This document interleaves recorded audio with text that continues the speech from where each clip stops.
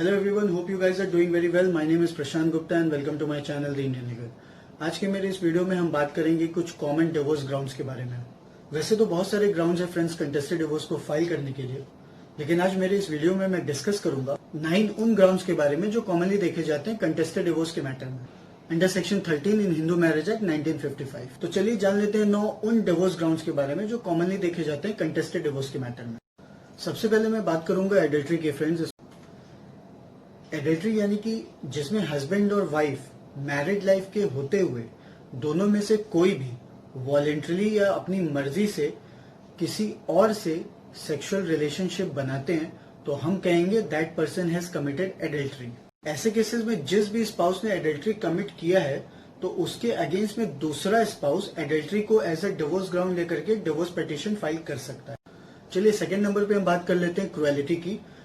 वैसे तो क्रुएल्टी कहीं पे भी डिफाइन नहीं की गई है एक्ट में, ये नाम से ही समझ में आता है कि किसी भी तरीके का एक्शन फिजिकल और मेंटल जिसमें कि एक स्पाउस दूसरे स्पाउस की डिग्निटी हर्ट करता हो और अनोयंस यानी कि इरिटेशन क्रिएट करता हो और कुछ ऐसे सर्कमस्टेंसेस क्रिएट हो जाए कि एक स्पाउस को दूसरे स्पाउस के साथ रहना पॉसिबल ही नहीं है। एक बात ये भी है जानने लायक कि ऐसे केसेस में ये भी देखा जाता है जो फाइल करने वाला स्पाउस है एज अ पेटिशनर उसका रेस्पोंडेंट के साथ कोहैबिटेशन अब पॉसिबल ही नहीं है और क्रुएल्टी का लेवल आ जाए तो इस लेवल पे क्रुएलिटी एज अ ग्राउंड बन जाता है divorce. Merely unhappiness with each other cannot be cruelty. So in order to take the ground of cruelty, it is very important to understand कि यहाँ पे एक स्पाउस का दूसरे स्पाउस के टुवर्ड्स फिजिकल या मेंटल एक्शन इतने सीरियस लेवल पे आ जाए कि जो फाइल करने वाला स्पाउस है एज ए पेटिशनर उसका रेस्पोंडेंट के साथ रहना बिल्कुल इम्पॉसिबल हो जाए। फॉर एग्जाम्पल कोई भी फिजिकल वायलेंस होता है जैसे कि बॉडी के किसी भी पार्ट को कोई हर्ट करे, एक्चुअल फिजिकल वायलेंस करे या थ्रेटन करे फिजिकल वायलेंस के लिए, वर्बल अब्यूज करे या इंसल्ट करे, जानबूझकर एक स्पाउस का दूसरे स्पाउस को निग्लेक्ट करना, अल्कोहल ड्रिंक करना, ड्रग्स लेना एक्सेट्रा। तो ये सारे एग्जांपल्स हैं फ्रेंड्स क्रुएलिटी ग्राउंड के लिए। चलिए अब हम बात करते हैं तीसरे ग्राउंड की, डेजर्टशिप। अगर हस्बैंड या वाइफ दोनों में से किसी एक स्पाउस ने दूसरे स्पाउस के साथ रहना बंद कर दिया, सेपरेट रहने लगे बिना दूसरे स्पाउस के विल और कंसेंट के, जिसमें कि मैरिज का एक इम्पॉर्टेंट एलिमेंट होता है लिविंग जॉइंटली, साथ में रहने का पर्पस सॉल्व नहीं हो रहा है और दोनों में से कोई एक स्पाउस दूसरे स्पाउस से सेपरेट रह रहा हो कंटिन्यूसली कम से कम 2 साल तक विदाउट एनी रीजनेबल कॉज, तो ऐसे कंडीशन में डेजर्शन का ग्राउंड बन जाता है in order to file the divorce petition. और इसमें जो भी डेजर्टेड स्पाउस है डेजर्टेड स्पाउस के अगेंस्ट में डिवोर्स पिटीशन को फाइल कर सकता है। तो ऐसे केसेस में डेजर्शन को ग्राउंड लेकर के डिवोर्स पिटीशन फाइल कर सकते हैं। तो चलिए अब हम बात कर लेते हैं अपने फोर्थ ग्राउंड के बारे में, conversion. Because we are dealing with Hindu marriage act 1955। अब हिंदू लॉ में बोथ दी पार्टीज और हिंदू, दोनों पार्टीज हिंदू हैं।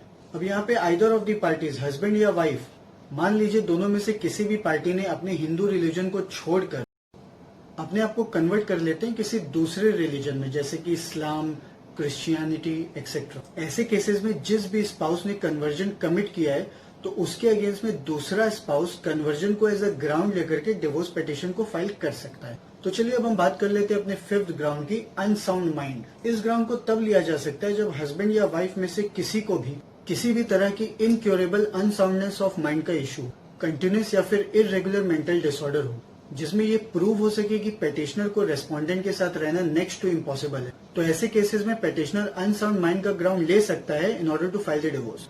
It means unsoundness of mind respondent का कुछ ऐसे नेचर का है जिसमें कि पेटिशनर को वो हर्ट करता है, जो कि पेटिशनर को डिसेबल या हॉल्ट करता है रेस्पोंडेंट के साथ रहने में। कुछ एग्जांपल्स हैं मेंटल डिसऑर्डर के guys. Mental disorder includes incomplete development of mind, mental illness, mental arrest, psychopathic disorder जैसे कि abnormal aggression, disability of mind etcetera. तो ये सब कुछ ऐसे मेंटल डिसऑर्डर है जिसमें रेस्पोंडेंट को अगर है तो उनके साथ पेटिशनर का रहना इम्पॉसिबल हो सकता है।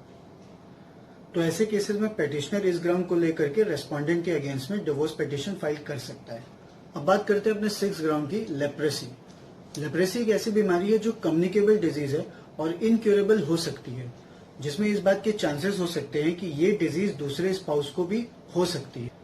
फॉर एग्जाम्पल लेप्रोमेटिस लेप्रेसी एक ऐसी कंटेजियस बीमारी है कि दूसरे स्पाउस को भी इसका इफेक्ट हो सकता है। तो ऐसे केसेस में लेप्रोसी को ग्राउंड ऑफ डिवोर्स माना जाता है। वैसे तो गाइस बहुत सारे मेडिसिन भी हैं लेप्रोसी के, लेकिन फिर भी कुछ केसेस ऐसे होते हैं जिसमें कि ये बीमारी शायद ठीक ना हो या ठीक होने के लगभग ना के बराबर चांसेस। ऐसे में दूसरे स्पाउस की लाइफ या अदर फैमिली मेंबर्स की लाइफ को खतरे में नहीं डाला जा सकता है और इस रीजन की वजह से लेप्रेसी को भी डिवोर्स का ग्राउंड लिया जा सकता है। चलिए अब आते हैं ग्राउंड नंबर 7 पे, वेनेरियल डिजीज। ये वो डिजीज है जो फिजिकल रिलेशनशिप से हो सकती है। एक तरह का ये सेक्सुअली ट्रांसमिटेड डिजीज होता है या सेक्सुअली ट्रांसमिटेड इन्फेक्शन होता है जिसे हम एसटीडी या एसटीआई बोलते हैं, जिसकी वजह से दूसरे स्पाउस की जान को खतरा होता है, लेकिन ये कम्युनिकेबल फॉर्म ऑफ डिजीज होना चाहिए। तो ऐसे डिजीज को ग्राउंड ऑफ डिवोर्स लिया जा सकता है। ऐसे केसेस में जिस भी स्पाउस को ऐसी कोई डिजीज है तो उसके अगेंस्ट में दूसरा स्पाउस वेनेरियल डिजीज को ग्राउंड लेकर के डिवोर्स पिटीशन को फाइल कर सकता है। तो चलिए अब बात करते हैं ग्राउंड नंबर 8 की, वो है renunciation of world. It means अगर कोई स्पाउस ने वर्ल्ड को छोड़ दिया, संसार को छोड़ दिया और भगवान के रास्ते चले जाते हैं और वो सारे काम करना शुरू कर दे जो एक सन्यासी करता है और अपनी कोई भी मैट्रिमोनियल रिस्पॉन्सिबिलिटीज को नहीं निभाते हैं, तो ऐसे में पेटिशनर इस ग्राउंड को ले सकता है डिवोर्स को फाइल करने के। ऐसे केसेस में जिस भी स्पाउस ने रिनंसिएशन ऑफ वर्ल्ड किया है तो उसके अगेंस्ट में दूसरा स्पाउस इस ग्राउंड को ले सकता है डिवोर्स पिटीशन को फाइल करने के लिए। तो चलिए अब 9th ग्राउंड के बारे में बात करते हैं, प्रिजम्पशन ऑफ डेथ। अब जहां पे पेटिशनर ने रेस्पोंडेंट को देखा नहीं है कम से कम 7 ईयर्स से, तो ऐसे में इस ग्राउंड को लिया जा सकता है डिवोर्स के लिए।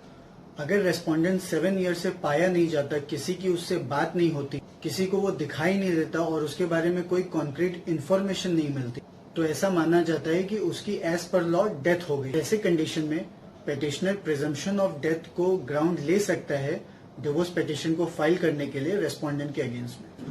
So friends, spouse who is innocent can approach to the court and seek the remedy of divorce under all the 9 grounds whatever I have mentioned.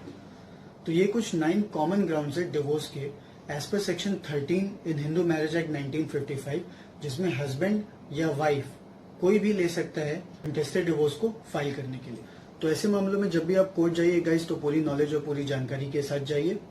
I hope मेरा ये वीडियो आपको यूजफुल लगा होगा। आप मेरे इस वीडियो को लाइक करिए, शेयर करिए, सब्सक्राइब करिए और बेल आइकन जरूर प्रेस करिए गाइस, ताकि मेरी आने वाली अगली वीडियो की नोटिफिकेशन आपको सबसे पहले मिले। आज के लिए बस इतना ही। Thanks for watching me. Thank you so much and have a nice day.